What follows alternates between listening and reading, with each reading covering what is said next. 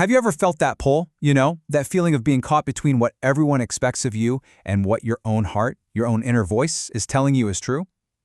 It's this ancient tension, right? The world outside versus the spirit inside. And today, we're diving deep into it. Because this isn't just some abstract idea. It's a question that gets at the very core of how we live our lives. So this is the big question, isn't it? It shows up in 1,000 different ways every single day. Do we surrender? Do we adapt, conform, and find our place in the way things are? Or do we fight for our integrity? Do we stand our ground and try to live in line with our deepest truths, even if that means going against the grain? And look, it's really important to get that this isn't some new problem we just invented. This dilemma is a fundamental part of being human. It's this constant dance between our deep, deep need to belong to the tribe and our equally powerful drive to become our most authentic selves. So let's just lay it all out. You've got these two paths, these two opposing forces. On one side, you have the worldly path. This is all about stability, conformity, following the external rules that keep society running smoothly. Then, on the other side, you have the spiritual path. This one is all about authenticity, listening to your inner truth and connecting with something bigger, more universal. All right, let's start by making a really strong case for the world. It's so easy to just dismiss societal rules as being restrictive or old-fashioned, but they serve a really profound purpose. There's actually a hidden wisdom in structure, and, believe it or not, sometimes in the act of surrender. I love this phrase for it, the visible architecture of human society. That's what these rules are. They're the laws, the social norms, the unwritten contracts that build the container for our shared reality.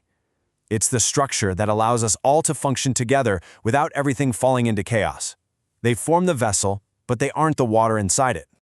And these rules aren't just random. They create predictability, security. They encode generations of hard-won, practical wisdom about what works. Honestly, from a purely evolutionary standpoint, they're the reason we can cooperate and survive as a species. And there's even a spiritual angle here. Sometimes, wisely surrendering our own stubborn ego to a time-tested structure can be incredibly freeing. But of course, there's always a shadow side, right? Those same structures can become rigid, prioritizing stability over what's actually just. They can demand a kind of conformity that just suffocates our inner truth. Sometimes we even fall into what's called spiritual bypassing. Using a phrase like, "it is what it is," to accept an injustice that we know deep down we should be fighting. And the real danger here is what the existentialists called bad faith, that quiet, nagging feeling of self-betrayal when we trade our own values just to fit in. And this quote from Hobbes, it really gets to the heart of why these rules exist in the first place. He argued that without a strong social contract, without these rules, life would just be chaos. This is the bedrock argument for worldly structures. We build them to save ourselves from our own worst instincts so we can create something lasting together. Okay, but that's only half the story. The case for structure is powerful, for sure, but now we have to turn to that other call, that often quieter, but just as powerful voice from within, the call of the spirit, which is really the call to live with integrity. Now, spiritual truths, they play by a totally different set of rules.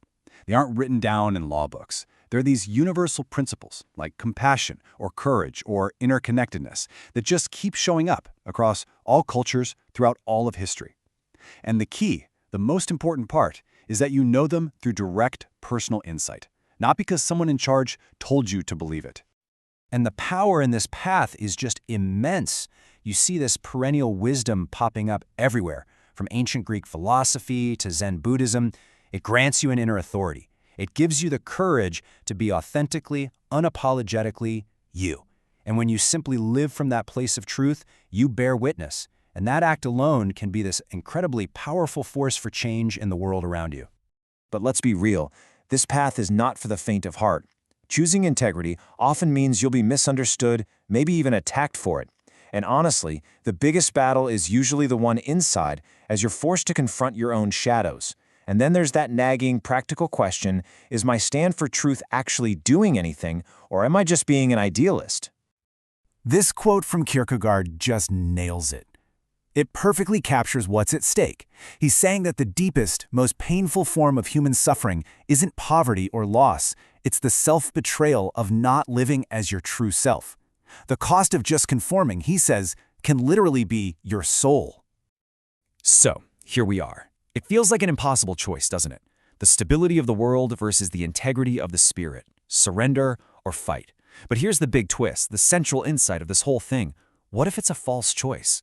What if the goal isn't to pick a side, but to learn how to dance with both? And this, right here, brings us to the very heart of it. The greatest wisdom traditions, they don't tell us to run away from the world, and they don't tell us to just blindly accept it either. They teach us something much more subtle. How to engage with the world, but from a place of deeper awareness. They teach us to walk the middle way.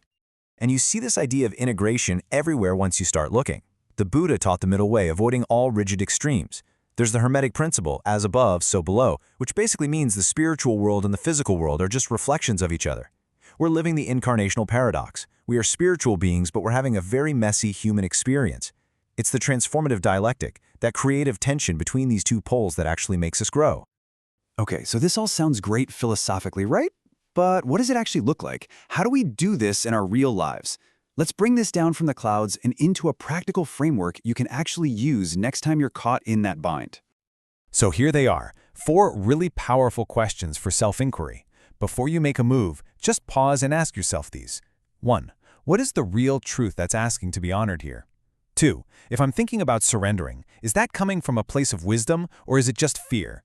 3. If I'm getting ready to resist, is that coming from genuine clarity or is my ego just running the show? And this last one is my absolute favorite. 4. What would integrity look like right now, if it could be both strong and flexible? I just love this quote. It reframes the entire problem. It's not a war between world and spirit, it's a sacred dance. A dance between our need to belong and our soul's relentless urge to become. And learning the steps to that dance? Well, that might be what this whole human experience is really about. So in the end, the question isn't, which path do I choose? It's, how can I honor the wisdom of both? It's not about finding some perfect final answer.